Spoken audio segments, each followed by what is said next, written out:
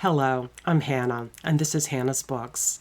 Last week, I took you around for an exciting day in Boston, where I showed you my wonderfully nerdy bed and breakfast, the beautiful Boston Public Garden with its swan boats and make way for duckling statues, and the incredible Brattle Bookshop, where I met up with Steve Donahue. Today, in my second literary Boston vlog, I want to take you to a very different kind of bookstore downtown, Beacon Hill Books.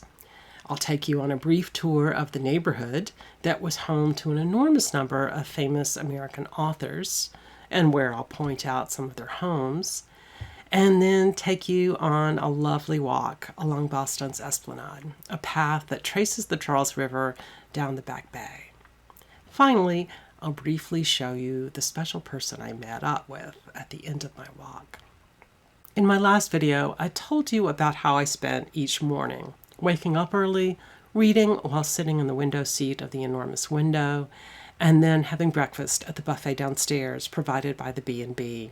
On this day, I followed that little morning ritual with a trip to the nearby neighborhood of Beacon Hill, one of the older parts of the city of Boston. My first stop was Beacon Hill Books, a fairly new bookstore in the area, which, unlike the Brattle Bookshop, which I talked about last time, sells a wide variety of new books rather than an amazing collection of used books. The two stores could not be more different. Instead of all the carts brought outside each morning, the outdoor area at Beacon Hill Books is a sweet little cafe, which I'll show you later. And while Beacon Hill does have a terrific selection of books, the way they're presented is quite different from at the Brattle. At the Brattle, you really need to be a reader. If you are, you will quickly be drawn into the amazing choices there, often for very little money. And if you are a serious reader, you'll probably love Beacon Hill Books too. But even if you're not, the store is so aesthetically designed that you might love it anyway. As the kids say, it's totally Instagrammable. And as us old fogies might say, it is lovely and maybe even a bit twee. Housed in what I think is an old brownstone, the bookstore immediately highlights its emphasis on aesthetics with displays like this immediately as you enter the first floor room, showing an image of a squirrel that clearly is on brand both for the store and really for Boston in general. There were a number of knickknacks displayed right there, and I'll admit that I bought a branded tote bag, a really nice heavyweight cotton bag that is slightly smaller than what I need for the grocery store or for small library hauls, but perfect for a day out at a museum or cafe when I might want not only my Kindle, but perhaps a small notebook and pencils, and space for a book or two found at a little free library. But after that, I turned to the shelves that make Beacon Hill Books so wonderful. First, I glanced at the shelves and tables of books about Boston and New England more broadly. Immediately, Ben Shattuck's book, 6 Walks, about tracing the path of a set of walks made by Thoreau, popped out at me. When it first came out, I wrote a review of it for the literary site On the Seawall. It is a lovely book, and Shattuck has become quite the star recently because of his new short story collection, The History of Sound. From what I hear, the audiobook of The History of Sound is especially wonderful. And that is great news for me right now because I have needed to enter my audiobook girly era or whatever this summer. More on my experiences with that sometime soon. It's also lovely to see this new collection of the letters of Emily Dickinson, which I reviewed for Open Letters Review recently, as well as the shelf of biographies, which has front facings for 2 other books I reviewed, a biography of Carson McCullers and a new book about George Eliot. To be honest, I haven't spent a lot of time in bookstores, that is, other than used bookstores, since I started reviewing books. And it is extremely cool to see these books out in the wild now. Actually, you may see me mentioning that again in future Boston vlogs coming soon. I'm very eager to read sister novelists about the Porter sisters, pre-Jane Austen, and the book about Ralph Waldo Emerson called Glad to the Brink of Fear. origin story about Darwin looks interesting. And I already have Mary Lovell's The Sisters about the Mitfords on my shelves at home. The Art Thief sounds like a great option for Framed in September, the art readathon. So, after I toured the main floor, I took the elevator up to the top, where I had been told there was a beautiful children's section. I haven't spent much time in children's sections for quite a number of years, and this was quite a treat. It was clear that it was loved by a great number of the parents up there, not just by the children. Let me show you.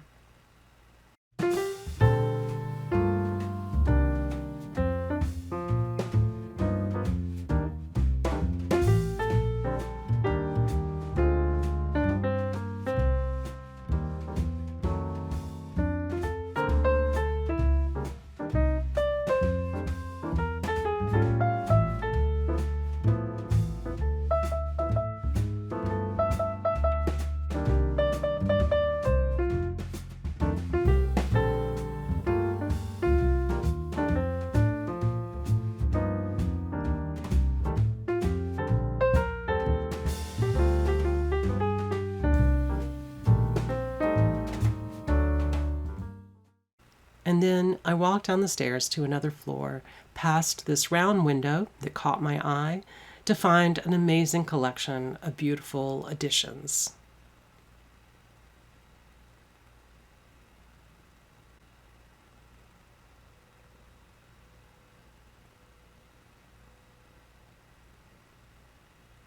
I've never seen Persephone books displayed in the wild before.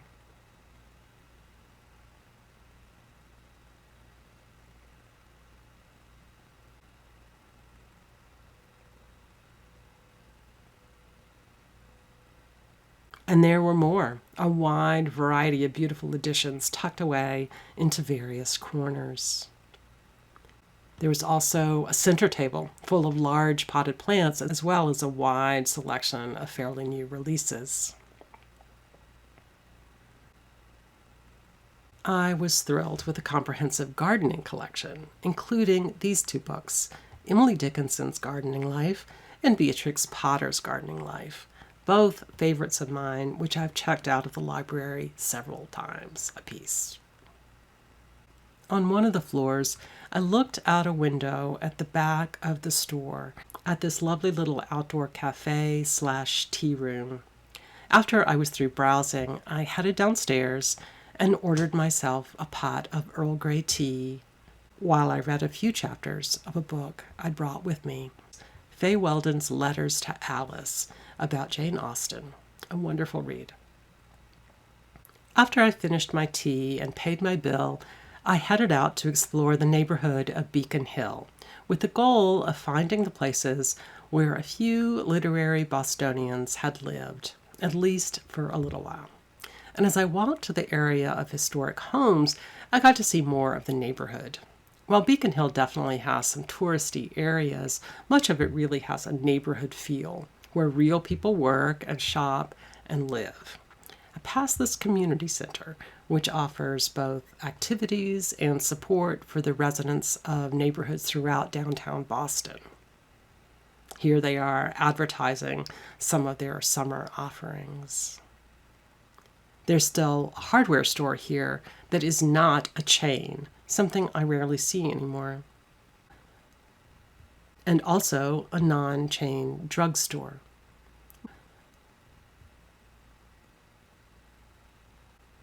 My excitement about this might seem a little silly to some of you, but I'm old and I grew up in a small town.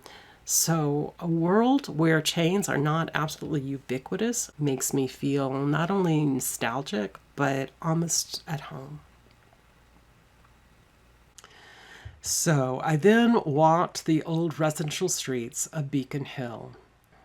Although much of Boston is quite flat, Beacon Hill is not misnamed. The streets gain quite a bit in elevation as you walk along. Some streets are steep enough that the city seems to have installed metal railings into the brick buildings next to the sidewalks, so walkers could hold on as they travel. Let me show you some of the houses I saw. 20 Pinckney Street is a house Louisa May Alcott lived in with her family when she was young.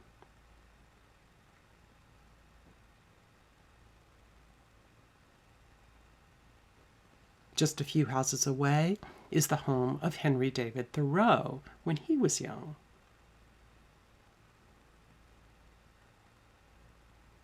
And also on Pinckney Street is the home of Nathaniel Hawthorne before he was married.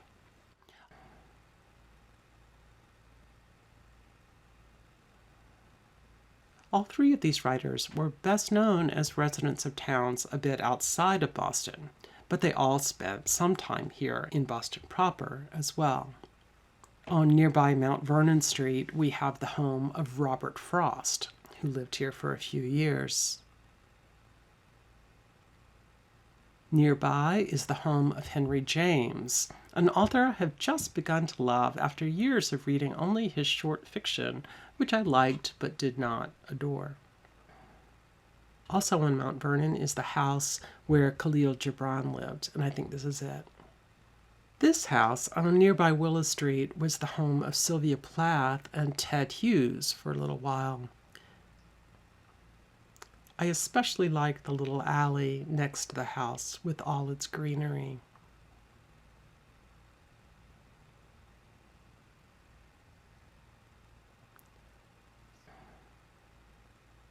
Directly across the street from the Plath Hughes house is the top of Acorn Street, a narrow cobblestone street that is quite lovely. I did snap a photo of one especially appropriate door knocker. I suspect that is part of where Beacon Hill Books got its symbols. And then at the bottom, looked up it again, which I hope will give you some sense of the hilliness of this general area.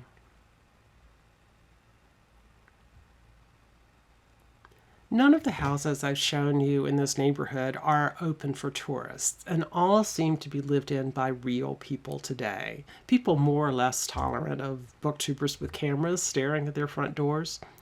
I was definitely a bit shy about filming here, especially on more private streets, and especially when I was looking at houses that were not the houses that had belonged to famous people, where their residents must be a bit more prepared for it. One last set of homes can be found in one of the most gorgeous streets in Boston, Lewisburg Square. The streets here were full of construction workers, but it was still obvious how lovely this area must be without their trucks blocking the road. In the center of the square is a stunning garden area, and all the houses are just extraordinary. Louisa May Alcott lived in the square for a few years at the end of her life, and William Dean Howells made his home here as well. And currently living in Lewisburg Square, I gather, is former presidential candidate John Kerry. He was also a former Massachusetts senator, and he served as Barack Obama's Secretary of State during part of Obama's presidency. I didn't know he lived here when I was walking around the areas, but one of my viewers on my last Boston vlog tipped me off after I arrived back in DC. Well, after I walked around Beacon Hill, I used a pedestrian bridge to cross over a highway to get to the Esplanade, another of Boston's wonderful parks, not like the formal public garden I showed you last time, but more a long, narrow strip perfect for long walks by the water. On one side, there is the Boston neighborhood of the Back Bay, which I'll talk about maybe next time, and then on the other side of the path, there is the Charles River. Across the water are the university buildings of both Harvard and MIT, two of the most respected colleges in the United States. And you can also see Boston University ahead of you, including what I think is the fascinating architecture of the university's Center for Computing, which some people have called a Jenga building. I started my walk at the Hatch Memorial Shell, which hosts frequent concerts throughout the summer. Perhaps the most popular annual event is when the Boston Pops Orchestra plays here for the city's 4th of July celebration. But the rest of the walk is not about structures. There are ponds where people fish, places where students sun themselves and enjoy the breeze while they study, Lots of people walking on both a smooth, wide path and a smaller, less tinted path closer to the water, and quite a number of very friendly squirrels and ducks and geese, as well as humans. Let me show you.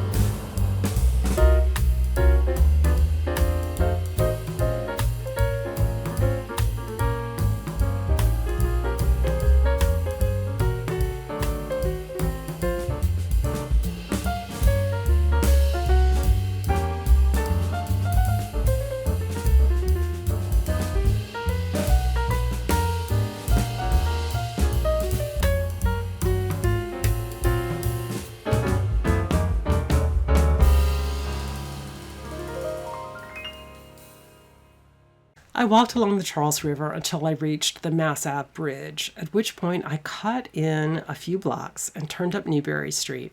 In another vlog, I'll show you a bit more of Newberry Street, but on this visit, I was going not to look in at its many bookstores, but instead to meet a particular person, someone who had just finished a meeting he had in downtown Boston, my son, Abe, who you'll hear more about in another segment of this trip. We caught up a bit with each other and both cooled off on this hot day with cucumber lemonade, which was refreshing and delicious. Well, that will do it for this video. I can't thank you enough for joining me on my adventures in Boston. See you again soon with yet another literary Boston vlog here on Hannah's Books.